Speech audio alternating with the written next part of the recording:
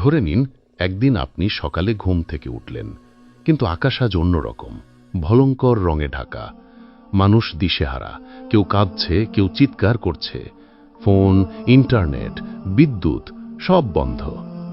আপনি জানেন না কি হচ্ছে, কিন্তু মনে হচ্ছে কিছু একটা ভয়ঙ্কর ঘটতে চলেছে। এটা হচ্ছে সেই সময়, কেয়ামতের আগে শুরু হবে এমন এক পৃথিবী যাকে আমরা চিনতাম না, কিন্তু যার ইঙ্গিত মহানবী সাল্লাল্লাহু আলাইহি ওয়াসাল্লাম 1400 বছর আগেই দিয়ে গেছেন। আল্লাহর রাসূল সাল্লাল্লাহু আলাইহি ওয়াসাল্লাম বলেছেন, আমি প্রেরিত হয়েছি কেয়ামতের ঠিক আগে, অর্থাৎ রাসূলের যুগ থেকেই কেয়ামতের ঘড়ি শুরু হয়ে গেছে। কিন্তু কেয়ামত হঠাৎ আসবে না, এর আগে একে একে ঘটবে শত শত আলামত, কিছু ছোট, কিছু বড়। আর যখন সব আলামত পূরণ হবে, তখনই শুরু হবে সেই ভয়ঙ্কর দিন, যেদিন পাহাড় গলে যাবে, মানুষ দিশেহারা হয়ে পড়বে, সূর্য কাছাকাছি চলে আসবে মাথার উপর। ছোট আলামতের সূচনা। রাসূল সাল্লাল্লাহু আলাইহি ওয়াসাল্লাম ছোট আলামতের কথা বলেছেন, যেগুলো কিয়ামতের আগমনের লক্ষণ। এই আলামতগুলো একের পর এক ঘটবে, ধীরে ধীরে দুনিয়াকে বদলে দেবে। তবে ভয়ঙ্কর সত্য হল, এই ছোট আলামতগুলোর অধিকাংশ ইতোমধ্যে ঘটে গেছে এবং আমরা এখন কিয়ামতের প্রাক মঞ্চে দাঁড়িয়ে আছি। সময় দ্রুত চলে যাওয়া। রাসূল সাল্লাল্লাহু আলাইহি ওয়াসাল্লাম বলেছেন, সময় এত দ্রুত যাবে যে বছর এক মাসের মতো লাগবে, মাস এক সপ্তাহের মতো হবে, দিন হবে 1 ঘন্টার মতো। তিরমিজি। একটু ভেবে দেখুন, এখন আমরা কত কিছুর জন্য সময় পাই না। 10 মিনিট মনে হয় 2 মিনিট। ব্যস্ততা, মনোযোগহীনতা, স্ক্রিন টাইম সব মিলে সময় যেন হারিয়ে যাচ্ছে আমাদের হাত থেকে। কেউ বলে সময় পাচ্ছি না, কিন্তু এটা সময়ের ঘাটতি নয়, বরং কেয়ামতের আলামতের বাস্তবতা।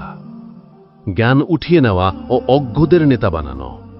রাসূল সাল্লাল্লাহু আলাইহি ওয়াসাল্লাম বলেন, আল্লাহ এক মুহূর্তে জ্ঞান উঠিয়ে নেবেন না, বরং আলেমরা মারা যাবে এবং অজ্ঞ লোকদের নেতা বানানো হবে। বাস্তবতা দেখুন আজ ইউটিউব, টিকটকে কথিত ইসলামিক স্কলার। ভক্ত বেশি মানে সঠিক কথা, আর যারা প্রকৃত আলেম তারা হয় নিষ্পৃহ নয় উপেক্ষিত। তারা না জানে শরীয়ত, না জানে হাদিস, তবুও ফতোয়া দেয়। সন্তান বাবা মায়ের অবাধ্য হবে। রাসূল সাল্লাল্লাহু আলাইহি ওয়াসাল্লাম বলেন, সন্তানরা তাদের পিতামাতাকে অবজ্ঞা করবে, কিন্তু বন্ধুদেরকে প্রাধান্য দেবে। আজ মায়ের কথা শুনে হাসে, বাবার সাথে উচ্চস্বরে কথা বলে, কিন্তু ফ্রেন্ডের বার্থডে পার্টি মিস করলে কষ্টে কাঁদে। এমন সন্তানের কথা কি আপনি আগে কখনো শুনেছেন? অশ্লীলতা হবে প্রকাশ্য। যখন অশ্লীলতা সমাজে প্রকাশ পাবে, তখন রোগ, বিপর্যয় ও মৃত্যু সমাজে ছড়িয়ে পড়বে। মোবাইল, নাটক, গান সব জায়গায় অশ্লীলতা। মানুষ এখন গর্ব করে বলে, আমি মডার্ন। কিন্তু এই মডার্ন মানেই যেন পাপকে প্রকাশ্যে আনা। দিনের জ্ঞান হবে লজ্জার বিষয়। তোমার মাথায় টুপি? বাহ, তুমি তো মাওলানা হয়ে গেছো মনে হয়। ও রোজা রাখে, ওর সঙ্গে মিশিস না। আজ দিন পালন করা যেন অপরাধ। হিজাব পরলে হাসে, দাড়ি রাখলে বলে জঙ্গি। রাসূল সাল্লাল্লাহু আলাইহি ওয়াসাল্লাম বলেছেন, শেষ যুগে যারা দিন পালন করবে তারা আগুন হাতে রাখার মতো কষ্ট পাবে। তিরমিজি। মসজিদ হবে জমকালো, কিন্তু নামাজে মন থাকবে না। মসজিদ হবে জমকালো, কিন্তু নামাজে কোনো খুশু থাকবে না। বাইহাকি। বড় বড় মসজিদ হচ্ছে, সুন্দর লাইট, টাইলস, কিন্তু নামাজে মানুষ উপস্থিত হলেও মন অনুপস্থিত। আল্লাহর সঙ্গে কথা বলতে এসেও আমরা অন্য জগতে থাকি। এটাই কি কিয়ামতের আলামত নয়? ছোট আলামতগুলো ইতোমধ্যে একের পর এক বাস্তব হয়েছে, কিন্তু এখন যা আসছে তার শুধু আলামত নয়, বরং ভয়াবহ ভবিষ্যতের দরজা খুলে দেবে, যেখান থেকে আর ফিরে আসার পথ নেই। এখন শুরু হচ্ছে কিয়ামতের বড় আলামত, যা দেখলে আপনি ভাববেন এটাই বোধহয় দুনিয়ার শেষ অধ্যায়। ইমাম মাহাদির আগমন। রাসূলুল্লাহ সাল্লাল্লাহু আলাইহি ওয়াসাল্লাম বলেছেন, আমার উম্মতের মধ্য থেকে একজন খলিফা উদিত হবে, যার নাম আমার নামের মতো হবে। ইমাম মাহাদি আসবেন এমন এক সময় যখন পৃথিবী জুলুমে ছেয়ে যাবে, মুসলমানরা বিভক্ত হবে, সত্যের কণ্ঠ রুদ্ধ হবে। তিনি হিজাজ থেকে বের হবেন, বর্তমান সৌদি অঞ্চল। মক্কায় কাবার পাশে বায়ত বা আনুগত্য নেওয়া হবে। তার হাত ধরে পুরো মুসলিম উম্মাহ আবার ঐক্যবদ্ধ হবে। তিনি হবেন রাসূল সাল্লাল্লাহু আলাইহি ওয়াসাল্লামের বংশধর। তার চেহারা উজ্জ্বল, নাক লম্বাটে আর উঁচু, আর তিনি 7 বছরের জন্য বিশ্বে নেতৃত্ব দেবেন। তার আসার পূর্বেই বড় বড় দুর্যোগ দেখা দেবে। তাই আজকের এই বিশৃঙ্খল বিশ্ব হয়তো সেই সময়েরই ইঙ্গিত। দাজ্জালের আগমন। রাসূলুল্লাহ সাল্লাল্লাহু আলাইহি ওয়াসাল্লাম বলেন, দাজ্জাল এমন এক প্রতারক হবে যে নিজেকে ঈশ্বর বলে দাবি করবে। তার কাছে আগুন থাকবে, কিন্তু তা আসলে ঠান্ডা পানি, এবং থাকবে পানি যা হবে আসলে আগুন। সহিহ মুসলিম। দাজ্জালের ক্ষমতা: শয়তানের সাহায্যে অলৌকিক শক্তি, মৃত মানুষকে জীবিত দেখানো, আকাশে বৃষ্টি আনানো ও বন্ধ করা, ভূমি থেকে ফসল ফলানো। তিনি পৃথিবী জুড়ে ভ্রমণ করবে, শুধু মক্কা ও মদিনায় ঢুকতে পারবে না। আজকের বিশ্বে AI, virtual reality, mind control সবই যেন সেই পথ তৈরির অংশ। দাজ্জাল আসার আগে 3 বছর কঠিন দুর্ভিক্ষ হবে। মানুষ ক্ষুধায় কাঁদবে, তখন সে বলবে, আমাকে ঈশ্বর মানো, আমি তোমাদের খাওয়াবো। তার সঙ্গে থাকবে এক চোখ, কপালে লেখা থাকবে কাফির, কিন্তু শুধু মুমিনরাই তা দেখতে পাবে। সূর্য পশ্চিম দিকে উঠবে।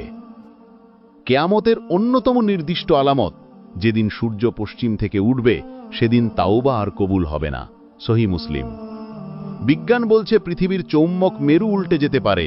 এমন হলে কিছু সময়ের জন্য সূর্য উঠবে পশ্চিম থেকে।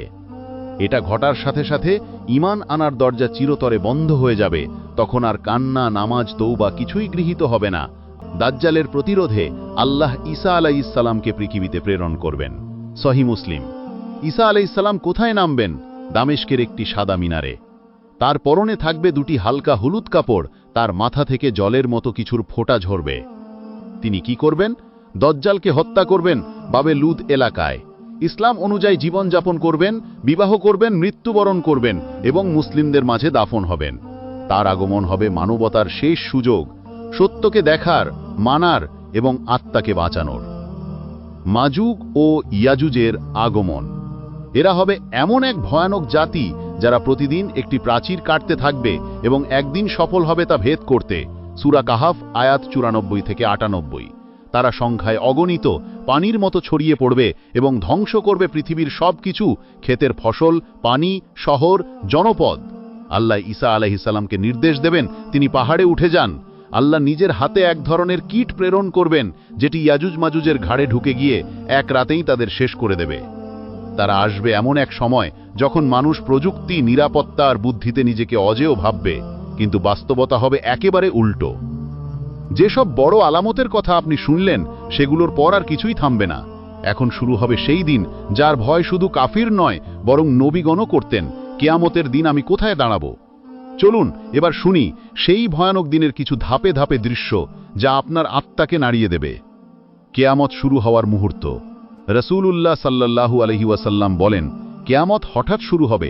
মানুষ ব্যবসা করবে, কাপড় সেলাই করবে, খাবার মুখে তুলবে, হঠাৎ সিংগায় ফু দেওয়া হবে। বুখারী। ইসরাফিল আলাইহিস সালাম সিংগায় ফু দেবেন আর সাথে সাথে আকাশ ফেটে যাবে, সমুদ্র উত্তল হয়ে যাবে, পাহাড় গলে পড়বে তুলোর মতো। মৃত সব মানুষ কবর থেকে উঠবে, জীবিত সবাই মুহূর্তেই মারা যাবে। ওই প্রথম ফুঁকে মৃত্যু নামবে গোটা বিশ্বে, এই দুনিয়া ধ্বংস হয়ে যাবে। দ্বিতীয় ফুঁকে সকল মানুষ পুনরায় জীবিত হবে। এরপর দ্বিতীয়বার ফু দেওয়া হবে, আর তখন কবরের প্রতিটি মানুষ জেগে উঠবে। আল কোরআনের কবর থেকে উঠে মানুষ বলবে, হায় আফসোস, কে আমাদের উঠিয়ে আনলো? সূরা ইয়াসিন আয়াত 52। আপনার পিতামাতা, দাদা, নানা, বন্ধু, শত্রু যারা পৃথিবীতে কেউ না, তারা সবাই একসাথে উঠবে। কেউ জঘন্য অপরাধ নিয়ে উঠবে, কেউ কবর থেকেও সুবাস ছড়িয়ে উঠবে। মানুষ দিশাহারা হবে। এটা হবে এমন এক দিন যেদিন মা তার শিশুকে ভুলে যাবে, ভাই ভাইকে চিনবে না, স্ত্রী স্বামীকে ফেলে পালাবে। সূরা আবাসা, সূরা হাক্কা। মানুষের চোখ ঘুরবে, কেউ সম্পূর্ণ নগ্ন, কেউ কাঁদছে, কেউ পাথরের নিচে লুকাতে চাইছে। রাসূলুল্লাহ সাল্লাল্লাহু আলাইহি ওয়াসাল্লাম বলেন, মানুষ নগ্ন অবস্থায় উঠবে। সাহাবীরা জিজ্ঞেস করলেন, তাহলে তো একে অপরকে দেখবে? রাসূলুল্লাহ সাল্লাল্লাহু আলাইহি ওয়াসাল্লাম বললেন, না, সেদিন এত ভয় হবে যে কেউ কারো দিকে তাকাবে না। হিসাব নিকাশের ভয়াবহতা। ফিরিস্তারা নিয়ে আসবে আমলনামা, কারো ডান হাতে, কারো বাম হাতে বা পেছন দিয়ে। যার ডান হাতে যাবে সে বলবে, নাও পড়ো আমার আমলনামা, সূরা হাক্কা। আর যার বাম হাতে যাবে সে বলবে, হায়, যদি আমাকে আমার আমলনামা না দেওয়া হতো, সূরা হাক্কা। আল্লাহ কারো প্রতি জুলুম করবেন না, কিন্তু প্রতিটি হালকা পাতলা কাজেরও হিসাব হবে। মিজান বা আমলের পাল্লা, সেই দিন প্রতিটি আমলের ওজন হবে। কারো একটা তাসবিহ বা লা ইলাহা ইল্লাল্লাহ তাকে জান্নাতি করে দিবে। একটি পাপ যেমন গীবত, পরনিন্দা, অশ্লীল কথা একের পর এক পাল্লা ভারী করবে। রাসূলুল্লাহ সাল্লাল্লাহু আলাইহি ওয়াসাল্লাম বলেন, দেউলিয়া সেই যার নামাজ রোজা হজ থাকবে, কিন্তু মানুষকে গালি, অপমান, কষ্ট দেওয়ার কারণে তার স্বভাবগুলো অন্যকে দিয়ে দেওয়া হবে। শেষে তার কোনো স্বভাব থাকবে না, তখন সে জাহান্নামে যাবে।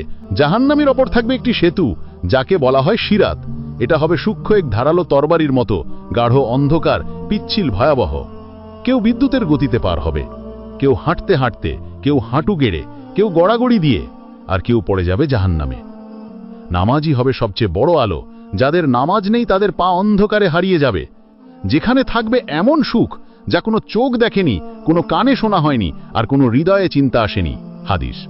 প্রতিটি ফল স্বাদে ভিন্ন, মাটির গন্ধ হবে মেশক, নদী বয়ে যাবে দুধ, মধু সুগন্ধির, থাকবে আল্লাহর দর্শন, সবচেয়ে বড় নিয়ামত। জাহান্নাম, এর আগুন হবে দুনিয়ার আগুনের 70 গুণ শক্তিশালী। দুনিয়ার আগুন সেখানে যেন পানির মতো ঠান্ডা। জাহান্নামের মানুষ বলবে, হে মালিক, আমাদের ধ্বংস করে দাও। মালিক বলবে, না, তোমরা এখানেই থাকবে। সূরা যুখরুফ, আত্মার জাগরণ। বন্ধুরা, এই সব কথা কল্পনা নয়, এগুলো এমন এক সত্য যা আমার আপনার সামনে একদিন হবেই।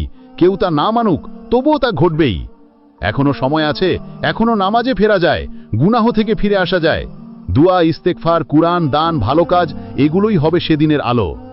ভিডিওটি শেয়ার করুন আপনার প্রিয় মানুষদের মাঝে, হয়তো আপনি কাউকে জাহান্নাম থেকে বাঁচিয়ে দিতে পারবেন।